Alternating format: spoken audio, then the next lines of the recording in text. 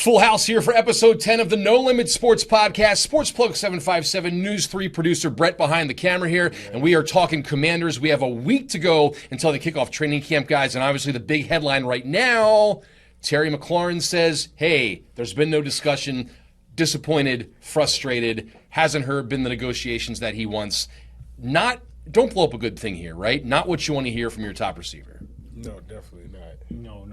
And I guess I'll start off with that one. But I don't see why he should have been the first one paid, even before, you think about anybody else. He stood, through the thick and thin, through all the bad, all the whoopings. He was there for all of that, from rookie to now. 4-13 seasons. Yes. Yeah. He was there for all the whoopings and just all the bad. He's been there through both owners. He's been there. He's grew up with the Commander's name, so he's been there from the jump. So he is a Commander. I mean, was he a Redskin? I think he was a Redskin. I was going to say, did he have three names over the course of his tenure there? I mean, he very well may have. He was. Yeah, he went through the whole process. Yep. So he should be the first one paid.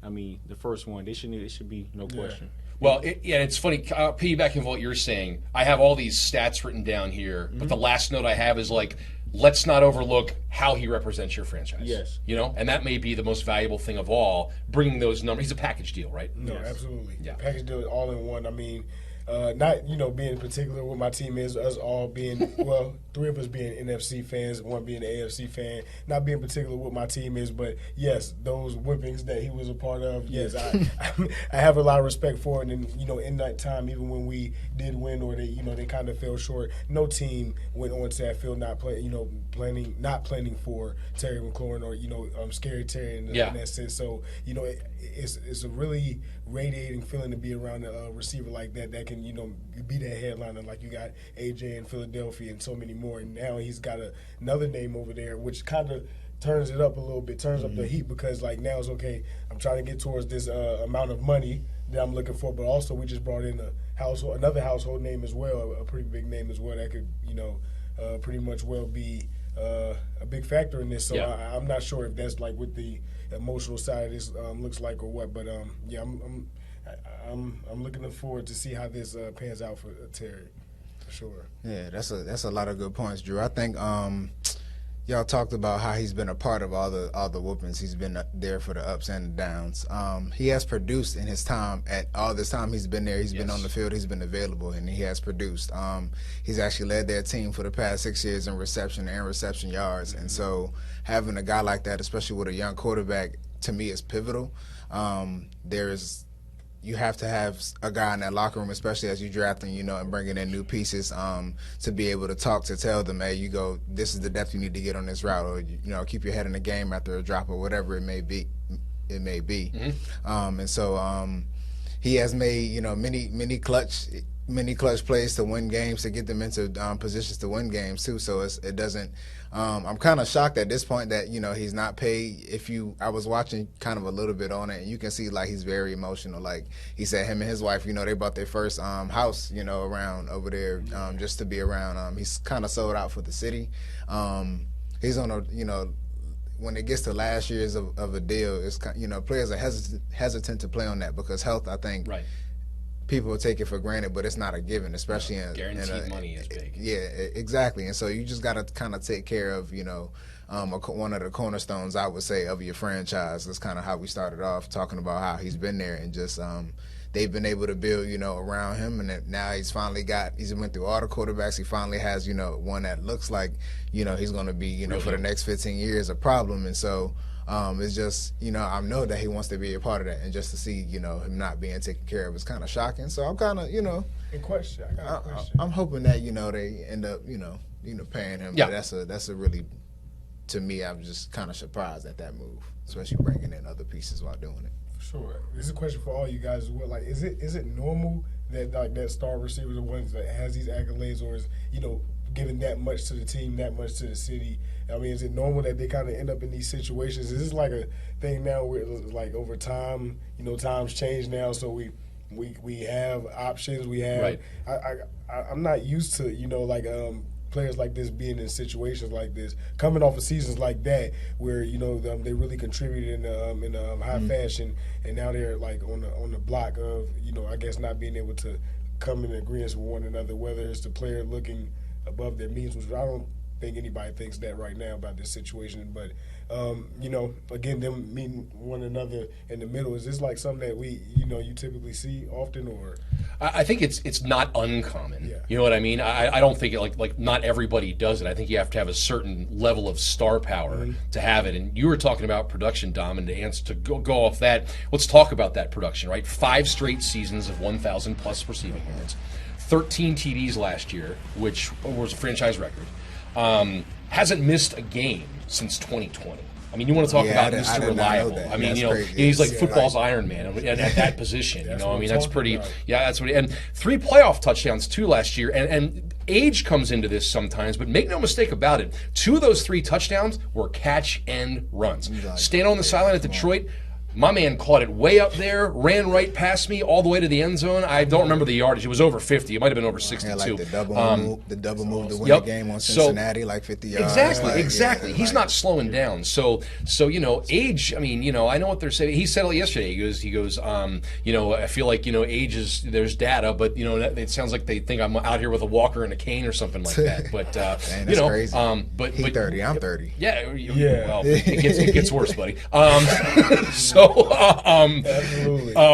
But he said, quote, "I want to be here. I want to make that abundantly clear." But coming back full circle is I don't think it's uncommon. The guys going right up to training camp, threatening holdouts. Will he be there next week when it kicks off? That remains to be seen. He said with the level of progression right now, it's hard to see him stepping on the field. But does that mean what will happen in the next week? Who knows? I guess we'll see next Wednesday. Yep. It's all down to taking a bet. Yep. I mean, when you're in the draft, you're taking a bet on a player. When you trade, you're taking a bet on taking a bet on that investment. And this one is kind of already, proven to give you somewhat of a return. Mm-hmm. And I mean, needless to say, again, being an NFC East fan, they were knocking on some doors. Mm-hmm. Doors that I'm sure that the Washington fans want to continue to be in front of. So again, this is a bet that I mean, honestly, if I was in the in the chair to do so, I think it's a bet that I'd take for sure. Yeah, same. And is there don't blow up a good thing here? Yeah. Yep. I agree. Just keep the roster together from last year. You already added pieces to it, so don't hinder what's the chemistry that's already there. And that's Jaden's wide receiver 1. So now you got to build chemistry with Debo, other receivers. Like it's like a restart for him. And he was a rookie, so all he knows is Damani Brown and Terry McLaurin. So and Terry's the only one there now. So I mean that's the chemistry that's still there. But they do owe him that because Terry went through so many quarterbacks. I can't even name them. We've all lost count. Yeah, we lost count of all of them. So so now I can understand if it's a length of the contract, I understand, but still I feel like you should give him like a Kobe deal or something, just the loyalty. He deserves it. Yeah. He never requested to be traded, never got Terry in trouble. deserved the max, bro. Yeah. So you're saying the Jamar Chase $40 million a year? Like I'm saying in a market where cap has significantly increased over the past 2 years, and it has become even more of a business, and it's about the best ability being availability. He checks all the boxes, so I don't understand, why not. No matter who you put behind center, and it doesn't matter. So to me, I have no problem with a max contract, but got to take care of you guys though. All right, you're saying 40 max at least. Okay. I'm saying somewhere in the top and somewhere up there. That's Jamar Chase right now. Where he is satisfied. I mean, again, or at least close to it. Something like that. I mean, I just think even with the monetary part of it, just to bring up like him going through all the phases of it, and now having a quarterback that he can have set in stone, and may even go a few more years, longer than he is now. I think he deserves the stage that they're at. Period. Just that fire, the momentum, and the opportunity to, yet again be a high value contender. Going into the postseason, or just in the regular season, I just think that he deserves this chapter of the Commanders. I was about to say Redskins, but the Commanders, and I believe that they should work with him on that.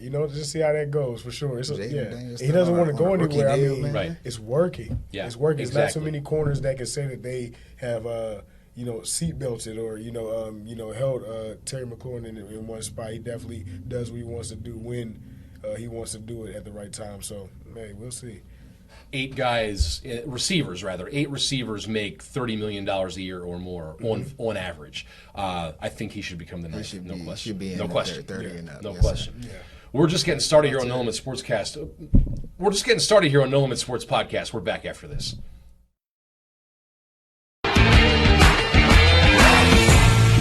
Well, Tuesday night we saw a first in the Major League Baseball All-Star Game, tied after 9 innings, so they went to the first ever home run swing-off, where the National League won 4-3 thanks to 3 Schwarber bombs by Kyle Schwarber of the Phillies. It was different. It was cool, I thought, especially just for an All-Star game.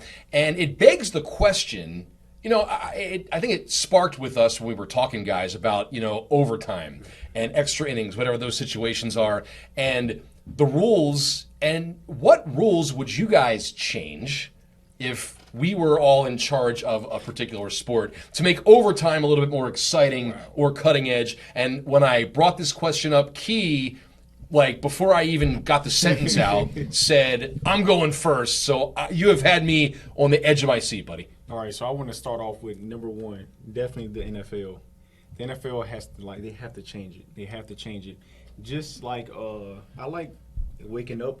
I miss Pac-12 football, even though it's still there with Big Ten. Right. But I used to love going to sleep and waking up, and football still be on. Yeah. It's 1 o'clock in the Pac-12 morning. after dark. Yes, 1 or 2 o'clock in the morning, because Oregon is in third overtime with Oregon State or something like that. So I miss that. I love that. Well, it's still there. It can still be there, like I said, but the Pac-12 was different. So I love that part of football, just waking up on Saturday night, early Sunday morning. Football was still on. And I finished the game. I mean, it's already in overtime or fourth quarter. I just finished the game. That was crazy times. So I go with the reason I said the NFL should adopt it, because even a baseball, it doesn't matter if the game go to 3 in the morning. I know it's free, free entertainment. After the fourth quarter in or after the ninth inning, it's free football, free baseball. But I just love the atmosphere of a college game. It's more it's more entertaining. Absolutely. What Georgia and Georgia Tech just did. What was it, 11, 10 overtime? Oh, it was crazy. Yeah. And you know what? You didn't have to be a fan of those teams to check it out. And the game was just exciting. So I can just imagine the Commanders and Cowboys in 7 overtime to go to the playoffs, or just a playoff, or even in the Super Bowl. It's 2 in the, it's late. It's late at night. I mean, I know I just think it's more entertaining. Also, just the overtime, aspect of the college game. Just the atmosphere of it. And it makes the crowd more engaged. Because like you said, you have a lot of millionaires and billionaires in the crowd. A lot of people make a lot of money there. Mm-hmm. So it make that's what makes college football. Well, in my personally, I think college football better than NFL. Mm-hmm. Atmosphere and experience, but not to play on the field. But of course, no. That's I agree with you 100%. Yes, you have a whole bunch of broke kids in there, just going crazy. And everybody there, just your family and just tradition is there. So I think the NFL should adopt the overtime, because you have more crowd engagement there. Just imagine Kansas City in the playoff game versus the Bills. Their one overtime they had with the Bills was exciting. So just imagine if they had that 4 downs, you got 4 downs to score, then the Bills got 4 downs. It gives everybody a chance, a legit chance to score or stop. Everybody touches the ball. Yes, everybody. Let me ask you this. So in your version of this, college is 25 going in. Yes. Do you back that up for the NFL, or do you keep it 25 going I think in? you back it up so you won't have that many overtimes. Yeah. I think you got to back it up. Yeah, 35 I think is the sweet spot. Yeah. Or take them out of field goal range. Yeah. Or something like that. 40. Or, no, not take them out because you might have. 7. But I guess not too far, but close. Yeah. 35, about 35 yards. Yeah. So you won't have 9 overtimes. But 2 or 3 wouldn't be Oh bad. my goodness. Yeah. But I think I like that. I would with sign up. I'm on board. I'm on board. Sign me up. Yes. So I didn't know. He didn't tell me either. I didn't know what he was going to say. So mine is a little bit different. I'm kind of on the other side. However much time you're going to give them, whether that's 10 or 15 minutes in the NFL, let them play a complete quarter. So forget the sudden death stuff. Play till the zeros are on the clock. Put it on the clock, and then whatever the result is at the end of it, that's what it is. I think the NFL is a much more violent sport than. Football is violent, period. But the NFL, the speed of the game, it's a much more violent, taxing on the body than some college conferences. So I think that having them on the field, for that long becomes a little dangerous to me. It does. What you say makes sense though, because it makes for a much more exciting. I don't know, just the environment. It just makes it more exciting. But I think you should, get, 10 minutes now? Put that 10 minutes on the clock. Let it run out. Somebody scores a touchdown. Somebody else scores a touchdown. Like, we're still going. There's no, from there. Okay. Just straight zeros. I want to see zeros on the clock. All right. So, go ahead. What were you going to say? No, I get both sides because I remember that 9. We're thinking outside the box here on No I remember- Limit I Sports, which remember- we encourage. This is awesome. I remember the 9 overtime game, and although it was just ridiculous of a time span that game went on, and the things that took place, multiple fumbles and turnovers, careless mistakes. It goes to show it's a lot of things that has to happen. Number one, for somebody to, of course, to be victorious out of that overtime, but it's even more things that have to happen for overtime to go that far as well. But I see both of you guys' sides. I want college to adopt the leagues. Let's go straight forward. It's for the love of the game. Let's see how far this thing takes us. Yeah. I'm with you. On the other side, okay, let's make sure we still get some regulations just so we keep the safety aspect. We know what they expect out of it. So, in my mind, what would it hurt for it to be maybe a fifth quarter? No, is that too far? No, that's how it used to be. That's how it used to be way back in the day. Back, just maybe. But it was sudden death, too. Maybe shortened, but it's a regulated time. We know exactly how long that quarter would be, and it'll just be that. So it wouldn't exactly accidentally end up going to 1 or 2 o'clock in the morning, whatever that looks like. But at the end of the day, we did take extra time, but we know exactly where we'll end up if this quarter goes well. All right, so look, man, I love you, but I like Key's idea better because what's to keep somebody? If you have a good running game, there's a chance one team may not touch the ball at all in 10 minutes. Right? If you can you to stop it. I don't disagree with you, but for overtime, I think both teams have to have the opportunity to possess the ball. For sure. Yeah, that would be that's listen, your idea was good, but that pushed me over the edge, man. That's all. I understand the regulation, but I would say I still agree with just going for it. Yeah, another thing, I guess 10 minutes. Mine's not so much about wanting to lift. It's about exactly what you said. I want both teams to have the ball. Both teams get a chance. Yeah. Even special teams on the field too. Both you special. If you score a touchdown, if you score and you stop them, you win. Both of y'all touch the ball. It's not even about that. And I feel like even with the 9 overtime game, it was just as long as 1 quarter. Only, you're right there. So what if you play 10-minute quarter for overtime and then both of y'all have zeros and it's the playoffs? And I'd rather adopt this rule just for the playoffs, not the regular season. Right. So what if you do no one scores and then you just play the whole quarter, nobody score, you got to play another quarter. That's almost half another game. So you're playing just as much time. So if you do the regular a college overtime rules in the playoffs, like I said, those 9, I watched it. Those 9 overtimes felt it didn't feel that long. Well, because the last 6 too become 2-point conversions. They become 2-point conversions after that. So it's not that long of a game. Right. You're playing almost getting from the less 2-yard than 2 line. quarters. You have one getting that snap in the league. Somebody getting to stop or something. Yeah, somebody's going to stop in the league. It's the NFL. Yeah. So someone's going to stop them sooner or later. That, like I said, it's going to take a lot for it to end up like that anyway. Yeah. Even more so. More. The overtime is rare in the NFL anyway. It's very rare. Mm-hmm. Yeah, it's not definitely not as common. Yeah, because he used Dallas and Washington as an example. So, obviously, right. We're just scratching the surface on great ideas. We're coming right back.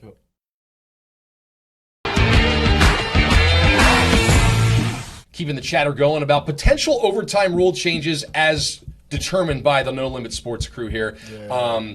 We had some football overtime discussion. I like that. So can I throw 2 at you guys? Yes. All right, first one, baseball. I would eliminate that ridiculous automatic runner in extra innings. Oh, yes. I think it's ridiculous. Also, no matter what you do, stop calling it the ghost runner. There's an actual person standing there.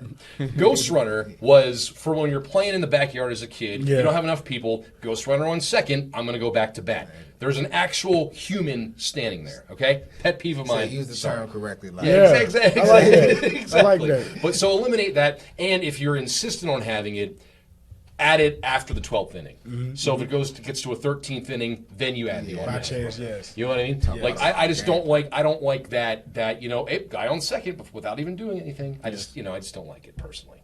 We're not rewarding. Correct. My second one, and this is a little bit more, outside the box, I guess you could say, is soccer overtime.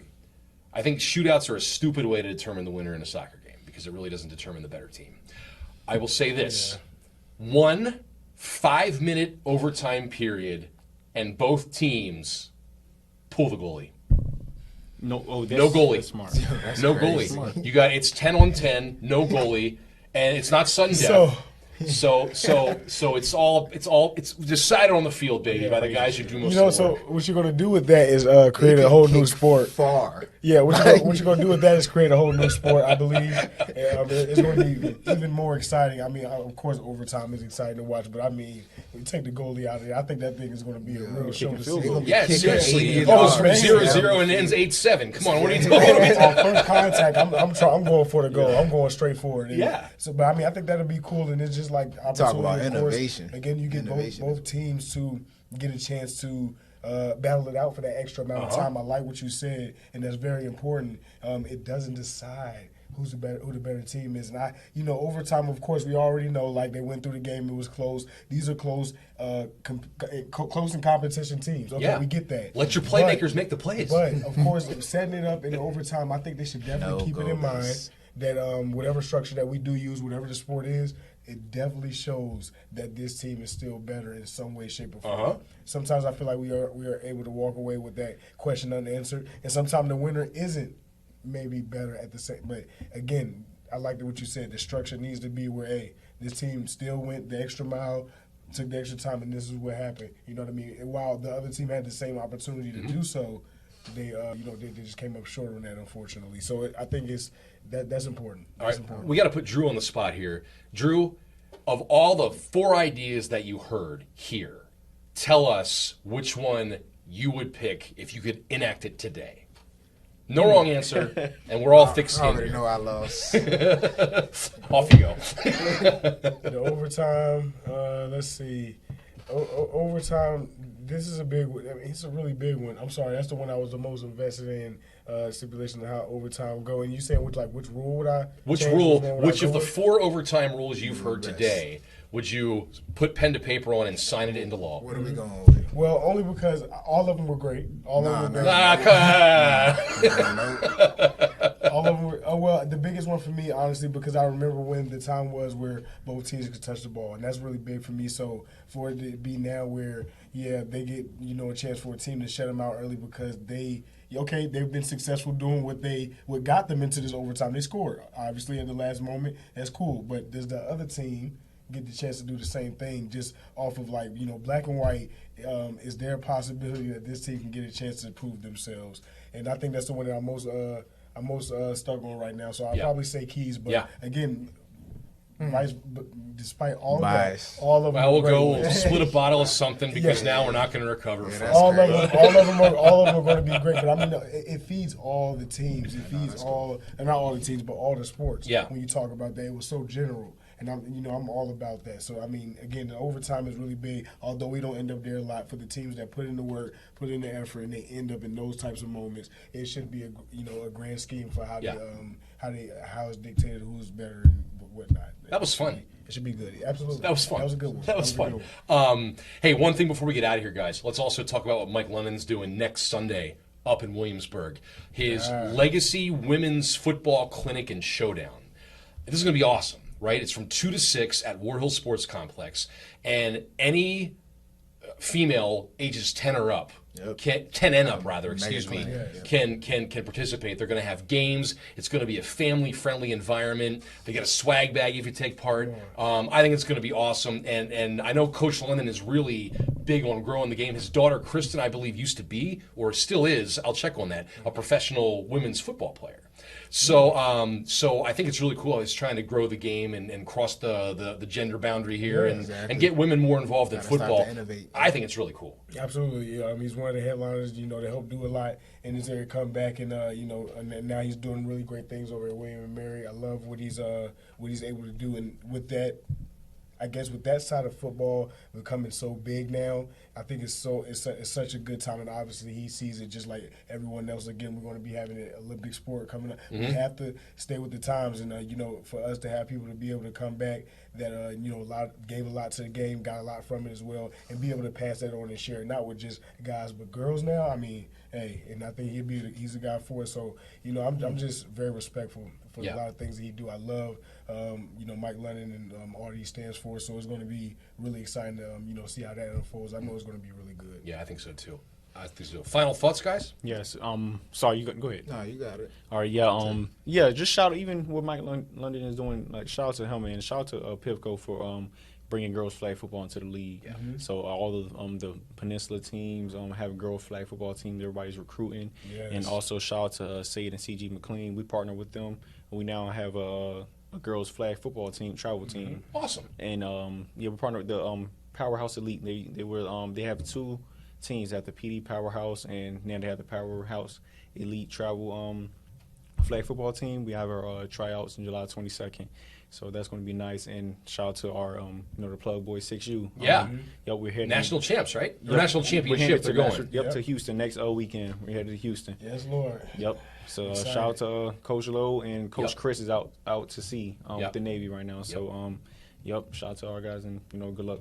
Absolutely. Good luck to you guys. It's going to be a lot of fun. And it'll be a memorable experience no matter what happens. Dom? I'm loving the innovation. This has turned into kind of like an annual thing now. I don't think they're on number 3 or 4 that they're doing for the women's clinic. Yeah. It's just a joy to be able to see because it allows for you to be able to touch a part of the community that might have, before felt neglected because girls like football too. Yep. And so it's not fair to have cut them out, but it's nice to have that they have a platform which will now allow for them to showcase their skill. Same things, getting recruited, getting picked up, learning from each other, and just being around one another and spreading the love. And so football, we look at it, Drew just said it, but we look at it as just they're affecting the guys, but now we're affecting young ladies. Absolutely. And we're able to we're able to just teach in the same ways they have their mentors and their coaches and the parents around them that are going to teach them the things that males kind of always had. So it's just a beautiful thing to see for the community overall. The game teaches. Yeah, absolutely. Sports is such a building block for life. And I know it sounds kind of cheesy, like it should be on a poster or bumper sticker, but I think it's definitely true. Played to know, and we're going to talk so much more about some of our young football players here coming up with high school. We have so much more to talk about. We're just getting started here on the No Limit Sports Podcast. We want to thank you for tuning into episode 10, and we will see you guys next time.